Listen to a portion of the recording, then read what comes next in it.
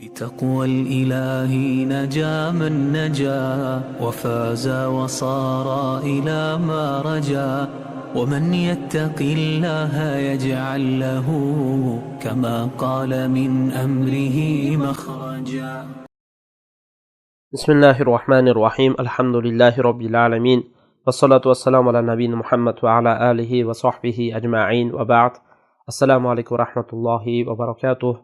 Bugungi sana 2023-yil noyabr oyining 7-seshanba kuni siz aziz birodarlar bilan namozni mag'zi deb nomlangan darsimizni davom etkazamiz. Alloh taolo o'zi qilayotgan darslarimizni davomli va hamda manfaatli qilgan bo'lsin. O'tgan safargi darsimizda bir qator eslatib aytib o'tgan edik. Mana namozda mag'zi degan darsimizni qilar ekanmiz. Mana shu kitobimizda 13 dona asosiy mavzu bergan. Mana shu mavzuni biz hozir oxirgi mavzusidamiz. Ya'ni as-solatu bi qalbin, qalb bilan namoz o'qish masalasi. Qalb bilan namoz o'qish masalasi bu juda ham muhim bo'lgan mavzu. Masalan, biz o'tgan safargi darslarda mana aytib o'tdik, birinchi navbatda namozda maqsadlari bor. Shu maqsadlarga e'tibor berish kerak, rioya qilish kerak.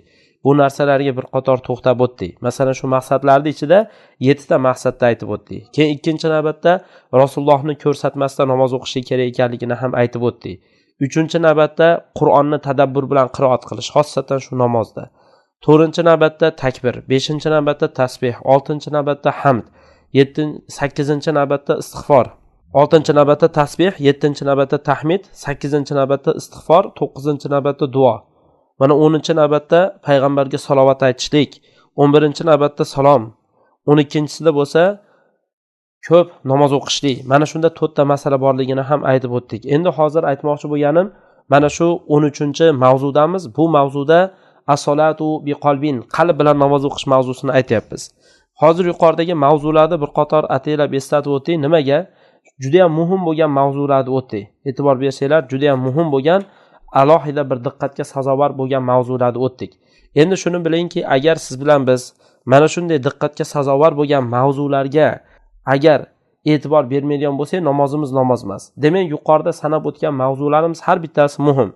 Endi shuni bilingki, bu oxirgi hozir aytayotgan mavzuyimiz inson qalb bilan namoz o'qishi. Bu ahammul muhim deb aytiladi. Muhimda ham eng muhimi deyiladi. Ahammu shay, ya'ni eng muhim bo'lgan narsa. Demak, tushunarli. Endi mana shu narsani mana o'tgan safar aytyapmiz mana.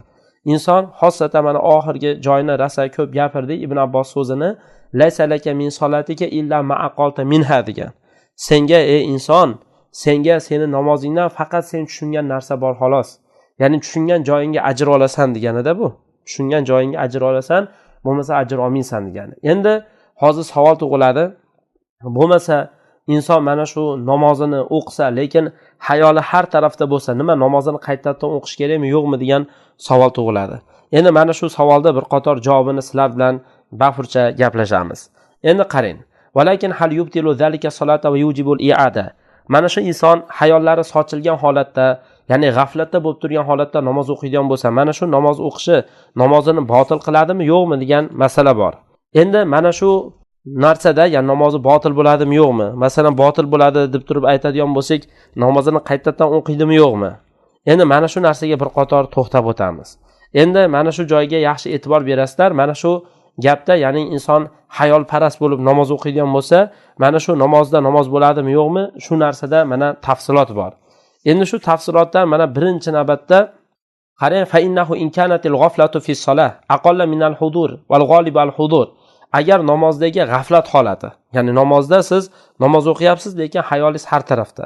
Mana shu namozda, namoz o'qiyotgan holatingizda g'aflat u hozir bo'lish, ya'ni inson hayolini olib kelishdan ko'ra ozroq holatda bo'lsa, g'olibi hozir bo'lish bo'lsa, ya'ni g'aflat holati ozgina-yu, lekin ko'pincha namozda ekanligingizni masalan bilib, his qilib, aytgan gaplaringizni tushunib, harakat qilib namoz o'qiyapsiz, bu holatda namozni qaytadan o'qishlik vojib emas. Garchi savob noqis bo'ladigan bo'lsa ham. Chunki dalillarda mutawatir bo'lib kelganki, odam namozda ba'zida bir esankirab qolishi, masalan esdan chiqarib qo'yishi ba'zi narsalarni, ana shuni, ya'ni namozni esdan chiqarib qo'yish degani, masalan esdan chiqarib ba'zi fe'llar qolib ketmaydi. Yo'q, unaqa emas. Ya'ni namoz o'qiysiz, lekin namozda g'aflatda bo'ladi. Namoz o'qiysiz, lekin namozda hayolingiz parishon o'qiydi. namoz o'qiysiz, lekin namozda ana shu odam masalan qo'polroq qilib aytilsa do'dirab namoz o'qiydi, do'dirab. Endi mana shu do'dirash holati namozni botil qilib yormaydi. Lekin u ozgina bo'lsa-da, tushunali-ya. Va inama yujbaru ba'duhu bisajdati sahu. Ba'zida mana shunaqa do'dirash holatida odam masalan attahiyotda o'tiraman deb turib ketib qoladi masalan. Unda sajda sahu qilish kerak bo'ladi. Endi ba'zi holatlar bo'ladiki, masalan umuman sajda sahu qilsa ham tuzalmaydigan holat bo'ladi.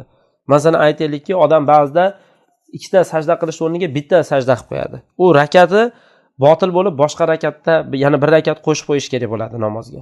Tushunarli-ya? Ammo endi masalan inson namoz o'qirgan namozdagi g'aflat holatidan, ya'ni g'aflat holati kuchliroq, ko'proq bo'lyapti kalla hozir bo'lishidan ko'ra. Unda ulamolarda ikki xil so'zi bor. Bittasi namoz maxfiy holatda sahih bo'lmaydi deb aytiladi mana. Fafihi lil ulama qavlan. Ulamolarda ikki xil so'zi bor. Mana bittasi namoz, ya'ni fil batin, ya'ni ichida sahih bo'lmaydi.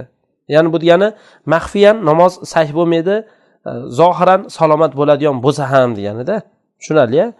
Namoz maxfiyan, namoz maxfiy holatda, ya'ni sahih bo'lmaydi, garchi zohirda sahih bo'ladigan bo'lsa ham. Xuddiki, qarang, bu yerda ka haqni dam degani o'zi aslida haqqin deb ukol qilishda aytiladi. Ya'ni shu qonga ukol qilish kabi deb aytayapti-da. Qonga ukol qilish kabi, xuddi shunga o'xshash holati. Chunki namozda maqsadi u hosil bo'lmadi. Ya'ni g'aflatda odam namoz o'qiyaptimi, namozda maqsadi mana shu joyda hosil bo'lmagan bo'ladi. U go'yoki riyo qilib namoz o'qiyotganga o'xshash bo'ladi-da bu odam. Masalan, go'yo atrofdagi odamlarga masalan riyo qilib namoz o'qiyotganga o'xshash bo'ladi. Chunki bu holat, mana shunaqa holat bo'lsa, bil ittifoq uni masalan riyo bilan namoz o'qisa, bil ittifoq ham zohira ham maxfiy holatda ham namoz bo'lmaydi. Mana shu Abu Abdulloh ibn Hamid va hamda Abu Hamid al-G'azalini so'zi va yana boshqalarning so'zi. Ikkinchi navbatda yana bitta narsa bor, mana tabrov zimma. Ya'ni odam masalan nima deb aytiladi? Ya'ni ulamolarda ikki xil so'zi bor dedi yuqorida. Masalan g'aflatda bo'lgan holatda namoz o'qisa, mayli namoz bo'ladi. Ya'ni bu degani ali masalan bizda namoz o'qib bir qutulib olaylik, dam olib o'tiraylik deydi-yu. Shunaqa suratda namoz bo'ladi ya'ni. Mayli namoz bo'ladi deyilgan. Unga qaytadan o'qish vojib emas deyishgan. Garchi u narsada ajr yo'q, savob yo'q bo'ladigan bo'lsa ham, ya'ni ajri yo'q, savobi yo'qmi? Bimanzilati sawmillazi lam yada qawla zur val amala bih. Xuddinki bimanzilati sawmillazi lam yada qawla zur. Yolg'on so'zni va unga amal qilishda tashamagan kishining ro'zasiga o'xshaydi masalan. Masalan bir odam ro'za tutadi, ro'za tutganda yolg'on so'zda va unga amal qilishda tashamasa, uni ro'zasi ro'za emas deyilgan. Ya'ni mana shunda ham maqsadni ulamolar aytadiki, mana shu o'zi hadisda keladi-da, falaysalahu min siyamihi, uni ro'zasida unga faqat ochlik va chanqoqlik bo'ladi deganda, ya'ni ro'zasi ro'za bo'ladi. Ya'ni bu degani ro'za masalan ro'za bo'ladi, lekin shundan maqsad nima deb turib aytiladi? Ya'ni bo'ldi bu odamning ro'zasi ro'za bo'ldi, ajr oldi, savob oldi deyilmaydi-da. Tushunali? Xuddi shunaqa, ya'ni namoz o'qisangiz, lekin g'aflat bosib namoz o'qisangiz. Hada huval ma'thur. Mana shu narsa mana Imom Ahmaddan va yana boshqa imomlardan kelgan. Sahih Buxoriy, Sahih Muslimdagi Abu Hurayra radhiyallohu anhudan, Abu Hurayra payg'ambarimiz sollallohu alayhi va sallamdan rivoyat qilib keltirgan hadisini ulamolar dalil qilib keltiradi. Rasululloh sollallohu alayhi va sallam aytadilar: "Iza azana al-muazzinu bis-salati adwara ash-shaytanu wa lahu duratun hatta la yasma ta'zina." Agar muazzin namozga azon aytadigan bo'lsa, shayton qochib ketadi uni duroti bo'lgan holatida. Durot degani, ya'ni yel chiqaradi, durot degani ovoz chiqargan holatda yel chiqaradi. Ya'ni durot degani o'zi jartillatib chiqaradi degani. Hatto azonni eshitmay qolgunigacha qochib ketadi. Fayda qudiyat ta'zin, agar azon tugaydigan bo'lsa, aqbala shayton keladi. Fayda thuwiba bis-salati adbara, agar namozga iqoma aytiladigan bo'lsa, yana qochadi. Fayda qudiyat tasvib, agar iqoma tugaydigan bo'lsa, shayton keladi. Hatto yaxtiro baynal mar'i va nafsi, hatto kishi bilan uni nafsini o'rtasida g'ov bo'ladi, to'sqinchilik qiladi. Falon narsani eslab, falon narsani esla deydi-da, hech ham eslamagan narsasini esla deb turaveradi. Hatto yazolla la yadri kam solla, hatto inson mana shu holatda mana shayton davom etadi, qancha namoz o'qiganligini bilmay qoladi. Fayda wajada ahadukum zalika falyasjud sajdatayn, agar sizlarni birlaring mana shu holatni topadigan bo'lsa, ikkita sajda qilsin deganlar. Faqat axbaro nabiy sallallohu alayhi vasallam anna shaytonu yuzakkiruhu bi umurin hatta la yadri kam solla. Va yana faqat axbaron nabiy, payg'ambar sallallohu alayhi vasallam xabar berdilar, shaytonga, mana shayton dedi, insonga bir ishlarni eslatib tashlaydi, hatto qancha namoz o'qiganligini bilmay qolar ekan. Va amarahu bisajdatayn lisahu, va yana mana shu vaqtda ikkita sajda sahv qilishga Rasululloh buyurgan, ikkita sajda sahv qilishga buyurgan. Masalan, hozir qarang, do'dirab qolyapti-da, necha rakat namoz o'qiganligini bilmay qoladi mana shu holatda. Shunda masalan 2 rakat o'qidimmi, 3 rakat o'qidimmi deb bilmaydigan bo'lsangiz, siz ozini olasiz. Tushunali-ya? Ozini olasizda, masalan 2 rakat o'qidim deysiz, qolgan 2 rakatni e'tibor bilan o'qib qo'yasiz yana. Keyin mana shundan keyin ikkita sajda qilib qo'yasizda. Shu ikkita sajdaga buyurganda mana shu oxirda. Fayda vajada ahadukum zalik falyasjud sajdatayn degani shu. Valam ya'murhu bil i'ada, namozni qaytadan o'qishga buyurmadi. Valam yufarriq baynal qalil val kafir, oz bilan ko'pini o'rtasini ajratib o'tirmadi mana. Ya'ni oz bo'ladimi u masalan vasvasa holati yoki ko'p bo'ladimi farqi yo'q, bir ajratib o'tirmadi ya'ni. Tushunali-ya? Demak, mana bu so'z sal ashbah degani dalilga mosroq va adolatliroq. Fa inna nususa val athara inma dallat ala anna al ajra va thawaba mashrutun bil hudur. Demak, chunki naslar deb aytayapti va asarlar inma dallat ala anna al ajra, ajr va savob hudur bilan mashrut ekaniga dalil. Ajr va savob hudur bilan, ya'ni kelishlik bilan shariatda bu mashrut, shariatda bor ekaniga dalil. Va la tadullu ala wujubil i'ada, i'odani vojib ekaniga dalil bo'lmaydi. La batinan va la zohira, botin ham zohiran. Vallohu a'lam. Ya'ni nima degani qarang. Mana bu joyda hozir mana dalillar va rivoyatlar dalil bo'lyaptiki, ajr va savob bu hudurga, ya'ni hudur bilan mashrut deb aytilayotgani, ya'ni insonni namoz o'qiyotganingizda, xayolingizda namoz o'qiyotganligingiz, o'zingiz aytayotgan gaplaringizni tushunib turishingiz kerak bo'ladi. Tushunali-ya? Vala tadullu ala wujubil i'ada. I'odani vojib ekaniga dalil bo'lmaydi. La batinan, na botinan ham, vala zohiran, ya'ni na zohiran ham. Vallohu a'lam. Fala tasmah li nafsika abadan an taqra ma wujudil hawajiz. Endi siz ey birodar, hech qachon his tuyg'ularingiz bo'lib turgan holatda, har xil hayollaringiz bo'lib turgan holatda namoz o'qishligida hech bir hayolingizga, kallangizga keltirmang. Fala tasmah li nafsika abadan. Tushunali-ya? Hech bir siz o'zingizning hayolingizga hech ham his tuyg'ular bo'lib turgan holatda keltirmang. Tavaqquf anil qiroati inda dukhuli ayyi xawatir aw wasawisa. Endi tavaqquf anil qiroasiz qiroatdan har qanday mana xom hayollar, vasvasalar kirgan vaqtda o'qishdan to'xtab turing. Ya'ni shunaqa qiroat qilishdan, boshqa holatlardan sal to'xtab turing. Va kullama adat fa'ud. Qachon qaytib kelsa, xuddi shu holatni siz qaytaring. Qif laha bil mirsot. Hayollaringiz kelyaptimi? Siz ana shu narsalarga pistirmada turing. Nimaga desa, sizni qiroatingiz top-toza bo'lish uchun. Shuning uchun qarangda, ertalab tahajjud namozini o'qish holati juda ham afzal deyiladi. Nimaga? Masalan, Alloh taolo oyatda ham aytgan-ku, inna nashiyatal layli hiyashatu wat'a wa aqwamu qila. Inna nashiyatal layl, o'zi nashiyatal layl deb turib, bir uxlab turgan odam va yana uxlab turib namoz o'qiydigan odamni aytiladi-da. Bir uxlab turib namoz o'qiydigan odam. Endi e'tibor bering, bir uxlab turib namoz o'qiydigan odamning holati shunday bo'ladiki, bir uxlab turib namoz o'qiydigan odam, u kalla bo'm-bo'sh bo'ladi. Ko'p narsaga e'tibor bermaydi. Ana shu holatda kalla bo'm-bo'sh bo'lib turgan holatda ana shu namoz o'qiganda ham ana shuni o'qigan narsasini tushunib ketaveradi. Xuddi shunaqada, masalan, talabalarga ham ana shu tarafda dars qilishga ko'proq tavsiya beramiz. Tarafda kerak bo'lsa bomdoddan oldin. Nimaga? Chunki sababi ertalab turib dars qilib oladigan bo'lsa, kalla ana shu narsa bilan band bo'lib turadi-da. Tushunali-ya? Qaysi narsa bilan band bo'lib turadi? Tushunarli bo'lyaptimi? Ya'ni ana shu o'qiyotgan narsasi bilan band bo'ladi, xayolga har xil narsalar kelmaydi-da. Tushunali-ya? Hazal amru rubbama yut'ibuka fil bidaya. Bu hozirgi aytayotgan holatimiz. Masalan, namoz o'qiyapsizmi, har xil xayollar kelaveradi. Endi siz xayollar kelgan vaqtda namoz o'qing. Masalan, xayollar kelgan vaqtda namoz o'qimang, xayollaringiz yo'q bo'lgan vaqtda namoz o'qing deyotgan mana shu gapimiz boshida qiyin bo'ladi, sizni charchatadi. Va tara annahu mustahil, imkonsiz deb turib o'ylaysiz. Lekin mal isti'anati billahi ta'ala, lekin Allohdan yordam so'rashlik va mujahadati va sabr va yana mujahada degani kurashlik va sabr bilan safa tufdi ila rawdatin ghanna va dawhatin fayha. Siz mana sabr qilsangiz, kurash olib boradigan bo'lsangiz, yaqinda g'onna bo'lgan, ya'ni nihoyatda ser bo'lgan, nihoyatda yaxshi bo'lgan bitta bog'chaga, bir bog'ga borib qolgan bo'lasiz. Tushunarli-ya? O'zi ravdo deb turib bir nimani aytiladi, ko'kanomzor bo'lgan bir bog'ni nazar tutib aytiladi ya'ni. Endi g'onna deb turib bo'lsa, u o'zi aslida boylik degan ma'noda. Boylik degani. Lekin bu yerda maqsad shuki, nihoyatda mo'l-ko'l bo'lgan, daraxtlari serof bo'lgan bir go'yoki mana shunga borib qolganga o'xshaysiz. Ya'ni juda ham katta foyda olasiz.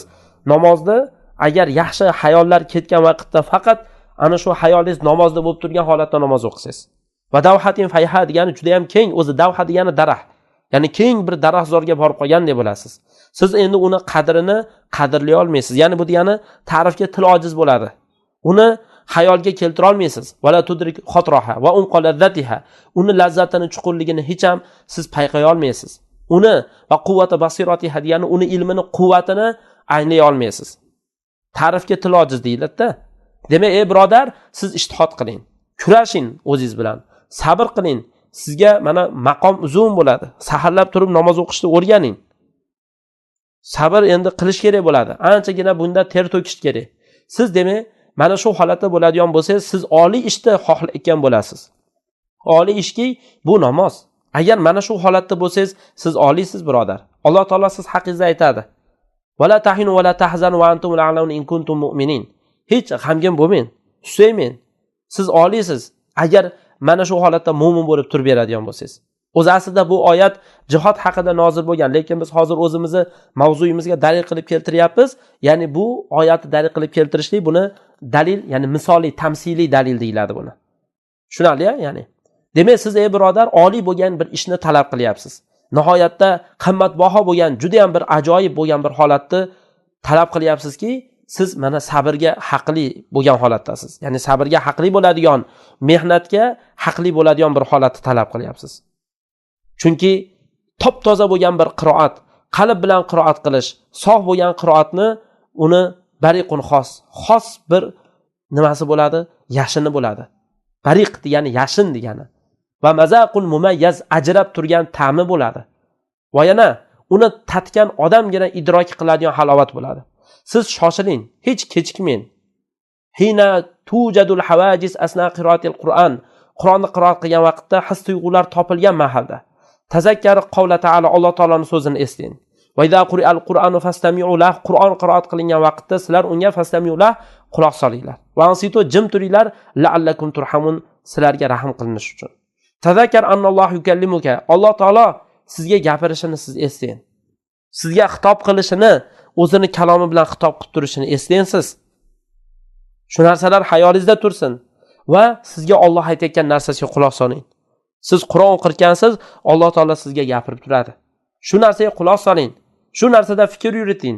Shoyat siz Robbingiz rahmatini qo'lga kiritib ketsangiz, Alloh roziligini qo'lga kiritib ketsangiz, mana shunday bo'lib qolasiz inshaalloh.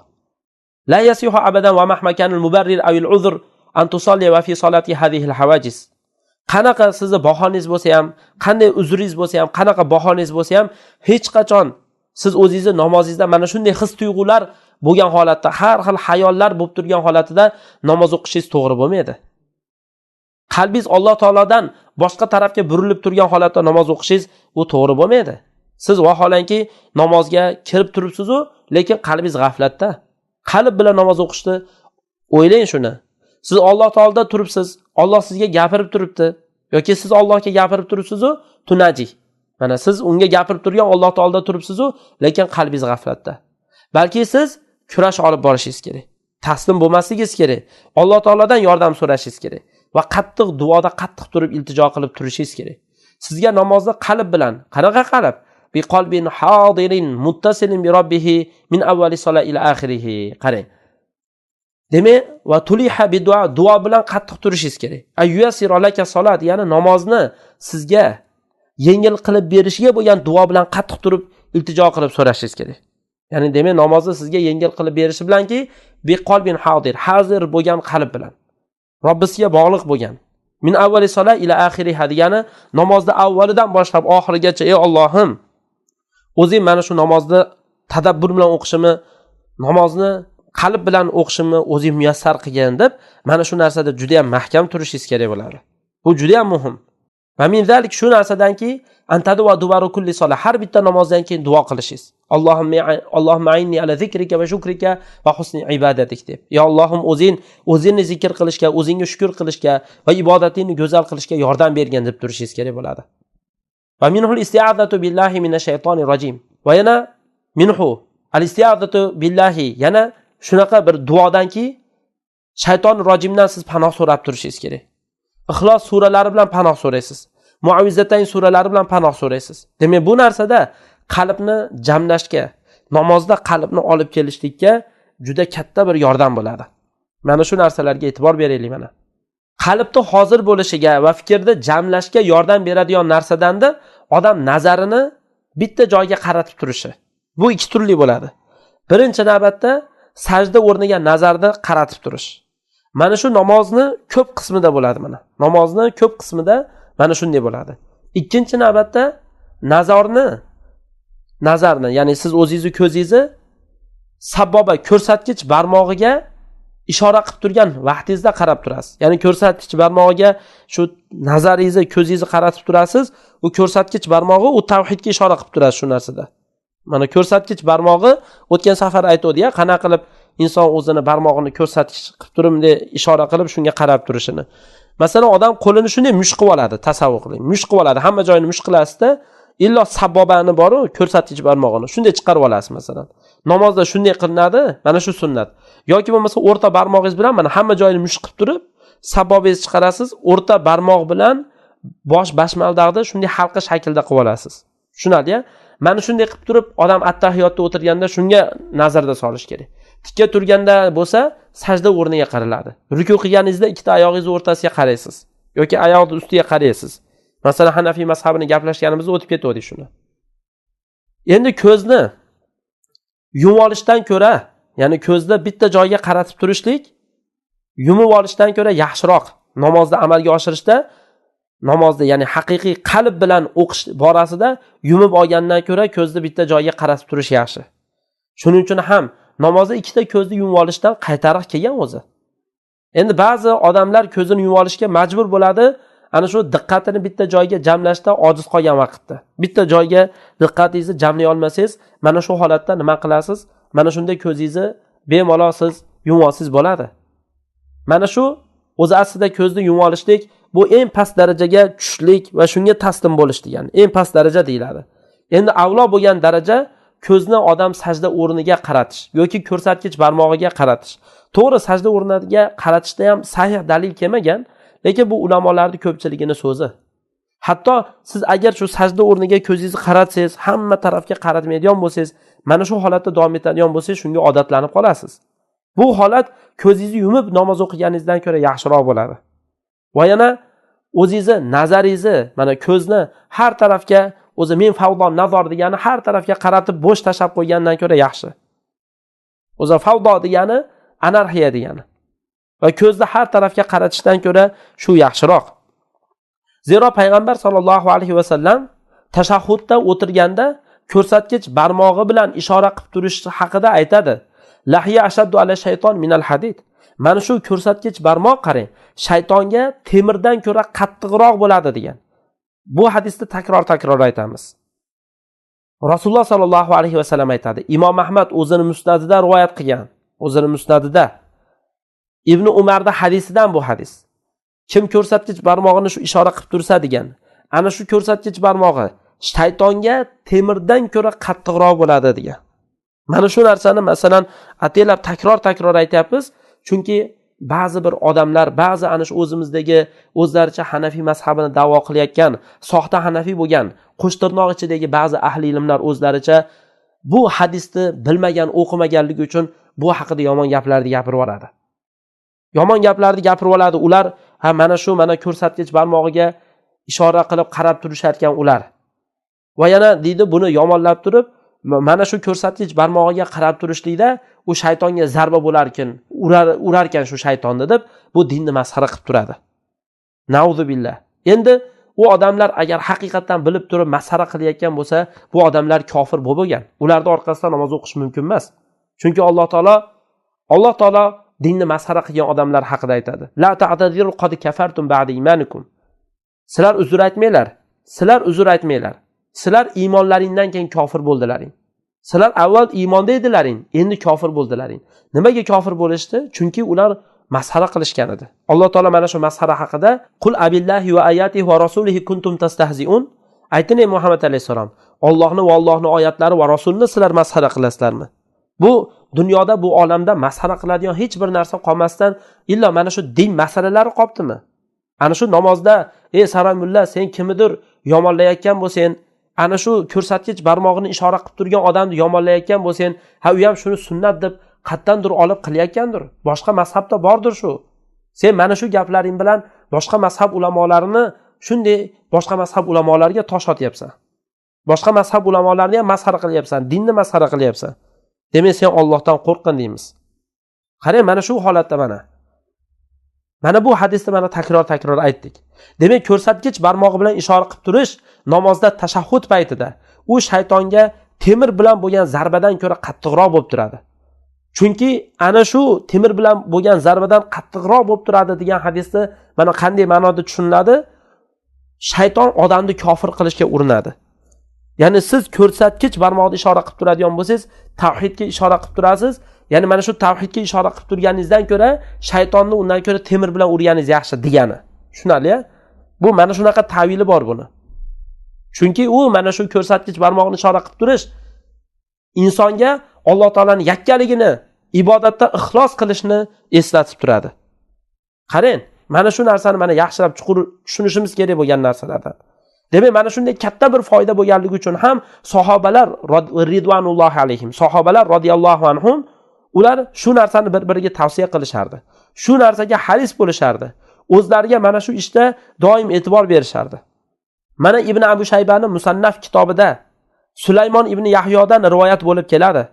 Payg'ambar sollallohu alayhi va sallamning ashablari ular bir-biriga olishardi deyapti. Ya'ni nima degani? Ya'ni bir-biriga gapirishardi, vasiyat qilishardi, ya'ni duoda ko'rsatkich barmog'ini ishora qilish masalasini. Qarang, mana shu masala bor. Al-jahr wa taghanni fi qira'atil Qur'an bi tariqin tashuddul qalb va tajal qira'ata taqa fil udhun waq'an hasana yajibu ila tafakkuri fi ma'aniha wa ta'assuri bi mawa'idhiha. Endi qarang, bu yerda yana bitta masalani aytyapti.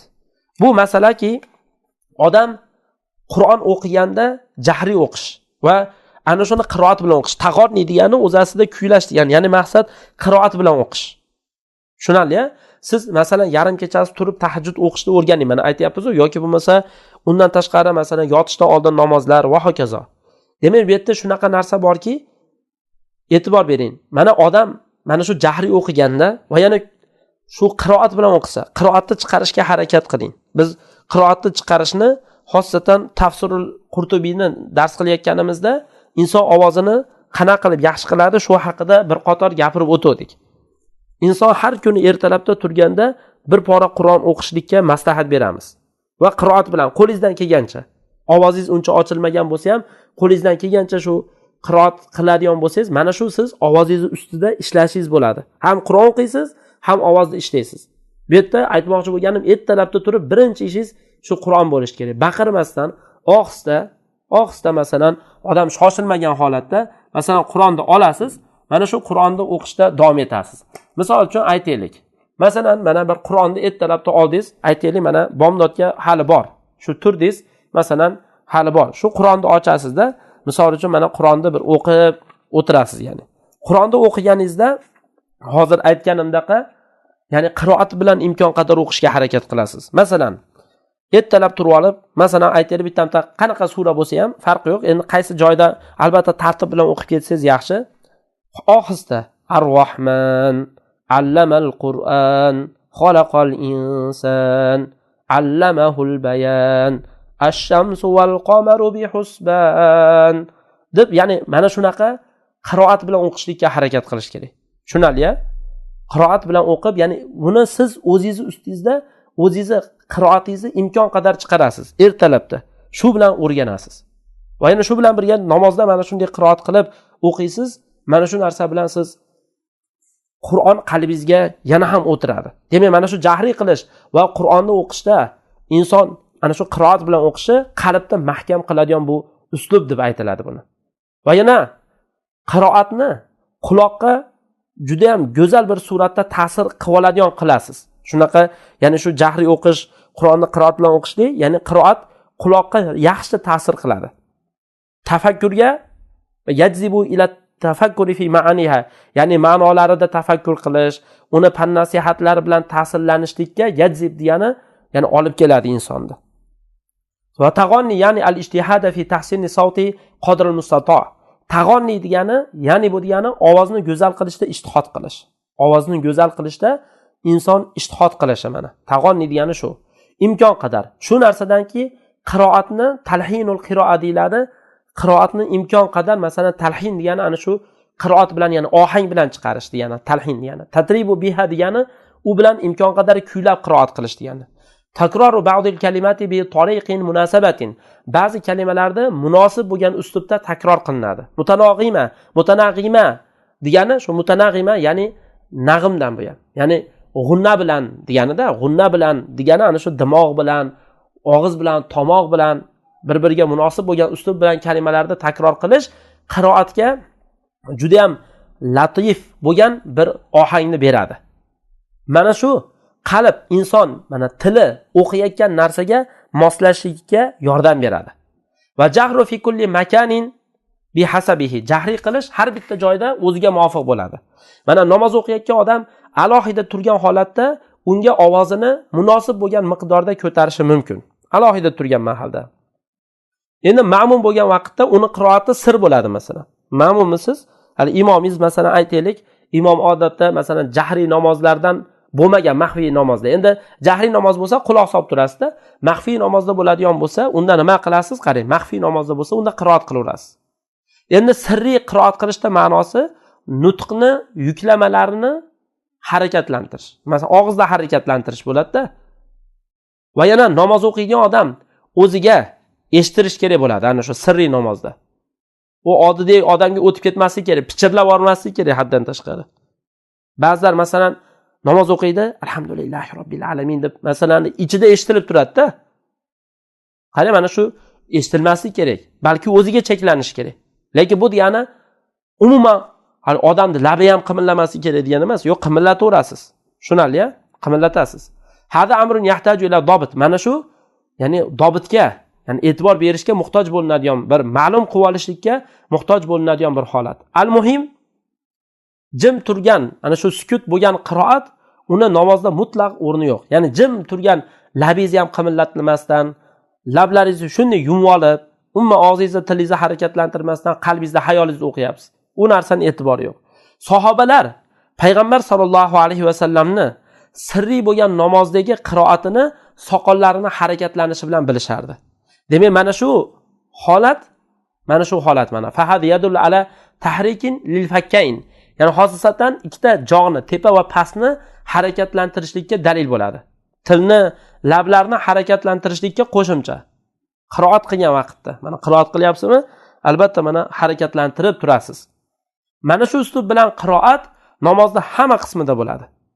Sahobalar payg'ambar sollallohu alayhi va sallamning rukusida, mu'tadil turganligida, ya'ni ruku va rukudan qaytganligida, sajdasida va sajdaning o'rtasida o'tirganligida aytayotgan narsalarini eshitib turardi.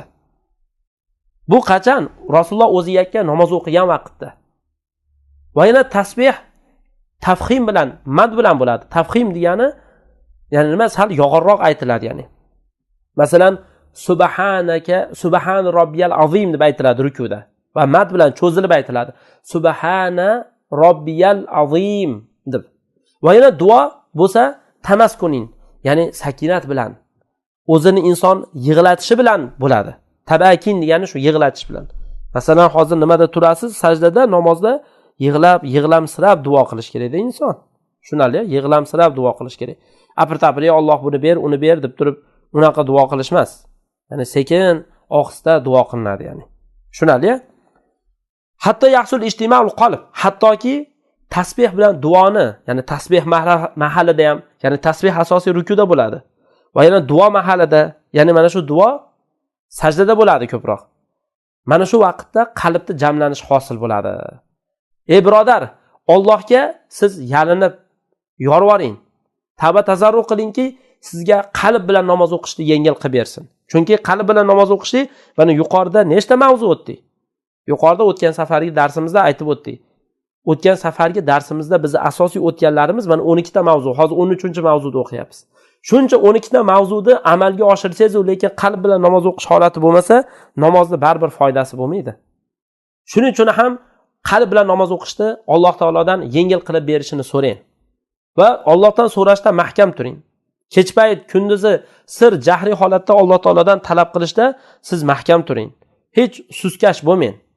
Raddid dayman, doim takror so'rang. Allohumma a'inni ala zikrika va shukrika va husni ibadat. Ya Allohim, o'zingni zikringga va shukr qilishlikka, ibodatingni go'zal qilishlikka yordam bergin deb turing. Qul a'udhu bi robbil falaqlarni, qul a'udhu bi robbin nana, qul a'udhu bi robbin nas, mana shularni o'qing. Hali mana shularni o'qishlik bilan inson sar bir nima bo'ladi? Mana shu olg'a yurishi bo'ladi, ya'ni. Chunki siz duo qilyapsizmi, o'zi harakat qilyapsiz deganida. Duo qilib Allohdan tavfiq so'rang, hamma narsa so'rash kerak o'z aslida. Mana sohibalar hamma narsa so'rar deyilgan-ku. Endi hozir bizning mavzuyimiz duo mavzusi bo'lmaganligi uchun bunga to'xtab o'tmayapmiz-da. Demak, siz mana shunday Alloh taolo bizga mashru qilib bergan buyuk bir mana bunday duolarni siz o'zingizga lozim tuting. Chunki biz mana shu duolar bilan mana bunday najotimiz, dunyoda ham oxiratda ham najotimiz, muvaffaqiyatimiz bo'lgan buyuk mana shu ishni amalga oshirishlikka yordam olamiz. Istaz billahi minash shaytonir rojim. Ey birodar, shaytonir rojimdan panoh so'rang. Qachon siz ana shu shayton siz bilan olishsa, sizni qiroatingizdan, namozingizdan to'xtatib qo'yishga harakat qiladigan bo'lsa, va mal istiazati, ya'ni shu qachon sizni namozdan to'xtatishga harakat qilsa, shaytondan panoh so'rang. A'udhu billahi minash shaytonir rojim deyin.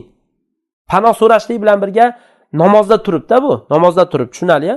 Namozda turganingizda panoh so'rasangiz, mana har xil hayollar kelayotganda panoh so'raysizda Alloh taoladan. A'udhu billahi minash shaytonir rojim deysiz. Chap tarafga qarab turib 3 marta tuflab qo'yasiz, ya'ni. Tuf qilib qo'yiladi. Ya'ni bu degani, hali og'izdan ozgina tufuk chiqsa bo'ldi. Chiqsa unda ham jan shart emas. Demak, sizga qachon o'zi bu narsani qilasiz? Qarang, panoh so'rashlik bilan mana chap tarafdan 3 marta tuflab qo'ying. Sizga agar holat qattiqlashib ketsa, shayton siz bilan namozingiz o'rtasida to'sqinchilik qilib qolsa, chunki mana shu narsada sizga har qanday yomonlikdan qutulish bor. Mana shu Rasulullohning o'zi tavsiyasida. Tushunali-ya, bu Rasulullohning tavsiyasi bo'ladi. Endi biz mana shu bilan mana 13-mavzuni ham tugatdik, alhamdulillah. Endi Xotimatul kitob, kitobni oxirgi yakuni qoldi. Inshaalloh buni Robbimiz nasib qilsa, kelasi safar o'qiymiz ertangi darsimizda. Shu bilan mana bu qo'limizdagi turgan namozni mag'zi deb nomlangan kitobimizni mana shundan keyin mana tugatamiz inshaalloh. Alloh taolo o'zi darslarimizni davomli va hamda manfaat